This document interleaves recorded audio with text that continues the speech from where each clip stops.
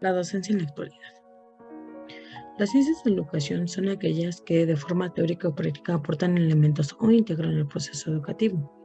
Estas sirven para delimitar el objeto de estudio, la descripción, análisis y explicación de los fenómenos educativos.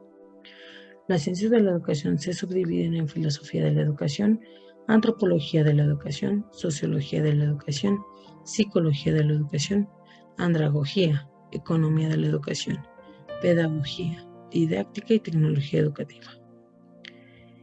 En este caso vamos a abarcar más el área de psicología de la educación y pedagogía, ya que delimitan su estudio a la situación educativa y a los hechos educativos. Las ciencias de la educación y la pedagogía son elementos vinculados, pero se diferencian por su formación y aplicación, aunque ambos se encuentran dentro de las ciencias sociales. La pedagogía nace como una rama del contexto educativo en general. Las ciencias de la educación abarcan en su totalidad el contexto educativo. La pedagogía es el conjunto de saberes que se encarga de la educación como un fenómeno típicamente social y específicamente humano. También nos permite conocer métodos y técnicas para el análisis del aprendizaje. El pedagogo es capaz de transmitir enseñanzas y diseñar planes académicos con la orientación en los procesos educativos, es decir, puede aportar principios y soluciones para optimizar dichos. La relación de la epistemología y la pedagogía implica la reflexión sobre las problemáticas y circunstancias históricas, antropológicas, sociológicas y psicológicas que conducen a la obtención del conocimiento, así como de los criterios de valoración por los cuales se puede justificar, invalidar o consolidar este. Según Follati y Villalobos, un estatus epistemológico verdadero debe cumplir con un campo de estudio propio, contenidos validados, lenguaje propio, autonomía metodológica y formulación de principios, teorías e hipótesis propias. Los paradigmas psicopedagógicos surgen de la estrecha relación entre la pedagogía y la psicología. Sirven para explicar la realidad formativa, ayudando a predecir nuevos acontecimientos y con ello obtener conocimiento. Cada uno de ellos aporta diferentes explicaciones de la realidad formativa, por los cuales se considera a su vez detonadores de la reflexión docente. Dentro de los más destacables están el constructivismo, conductismo, cognitivo, sociocultural y psicogenético. La psicogénesis elaborada por Jean Piaget es un modelo que establece relaciones existentes entre la psique humana y el origen o génesis de los procesos evolutivos que se desarrollan en el individuo. En la actualidad se considera la psicogénesis como una teoría epistemológica más que pedagógica. Dentro de las características que tiene la psicogénesis es que considera el error como un elemento de la construcción. La reconstrucción permite que el aprendizaje sea más significativo, ya que los niños le dan una explicación a la realidad con base en su desarrollo del aprendizaje por medio de la interacción y la expresión.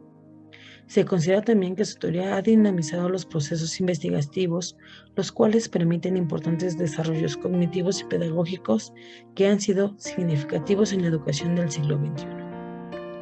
Sin embargo, la psicogénesis no logra aún responder a preguntas del cómo alumnos se apropian de un dominio específico sin haberlos adquirido en la escuela y cuáles son las condiciones de dicha apropiación. Para eso también tenemos que considerar los conceptos de autonomía. En este caso compararemos parte de Piaget y Morin. Piaget nos dice que el razonamiento es autónomo. La base de la norma es la propia aceptación y estas reglas son modificables al ser producto de un acuerdo. Morin nos dice que la dependencia es energética, informativa y organizativa, y que la información del medio se organiza por medio del comportamiento y la vida del sujeto en función de su ritmo biológico. La visión clásica del sujeto se considera que está delimitada por un funcionamiento biológico separado del funcionamiento psicológico, donde predomina el individualismo y que las decisiones individuales no generan gran impacto social. El propósito moriniano nos dice que la realidad de la subjetividad es clave. El sujeto está presente, pero impalpable en los conceptos biológicos, y la subjetividad debe ser eliminada en las ciencias sociales para desarrollar o entender de manera apropiada el conocimiento. También nos presenta la relación del sujeto humano con el conocimiento, el individuo como sujeto biológico, lo que es la evolución biológica del Homo y la dimensión sociocultural, sociohistórica y la evolución misma del sujeto humano. En cuanto a la relación de la educación con los paradigmas de Morin, nos describe que es un proceso en el cual el ser humano es capaz de desarrollar todas sus potencialidades de crecimiento por medio de la integración en los sistemas sociales. Nos dice también que la educación debe ser percibida a partir de la experiencia del ser humano por la necesidad multifacética, ya que el pensamiento no se desarrolla de manera aislada, no es únicamente académico, sino que es nutrida por las tradiciones familiares, sociales, genéricas, étnicas, raciales y culturales. También nos dice que la formación humana es inherente a la construcción del sujeto, por lo cual se considera un eje articulador de la pedagogía. Morin hace crítica al sistema educativo en cuanto a que la enseñanza le da privilegio a la separación de las asignaturas sin la realización de la síntesis, lo cual nulifica o limita el conocimiento.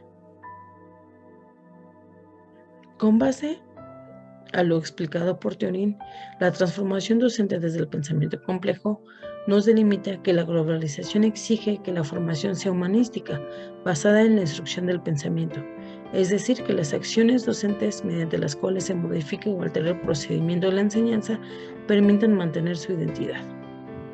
Todo esto nos lleva también a las siguientes reflexiones. La educación actual es un modelo válido para el siglo XXI. ¿Cómo el docente puede ejercer una transferencia significativa? ¿Cómo llevar a la praxis la educación para el futuro? Morin también nos dice que se requiere un cambio proactivo del pensamiento y la práctica docente, donde el docente ya no es el único dueño del saber. También nos dice que se requieren acciones transformadoras en el ámbito formativo dentro del marco de la complejidad de lo complejo. Dentro de la formación docente, se debe de establecer que compete a todos los que integran el ámbito educativo. Se debe entender como una actividad constante con miras a una formación futurista para generar un impacto en la diversidad educativa. Todo acto de formación está abierto a constante renovación para el beneficio de procesos y productos que mejoren la praxis pedagógica y didáctica. El papel del docente en la actualidad se subdivide en dos funciones principales. Una, como investigador, que es propulsor del cambio social, y dos, como un servidor social que detecta necesidades de la comunidad. En conjunto de estas dos premisas, el docente debe aplicar técnicas de investigación apropiadas para llevar la transformación del currículo actual hacia las necesidades de la sociedad futura.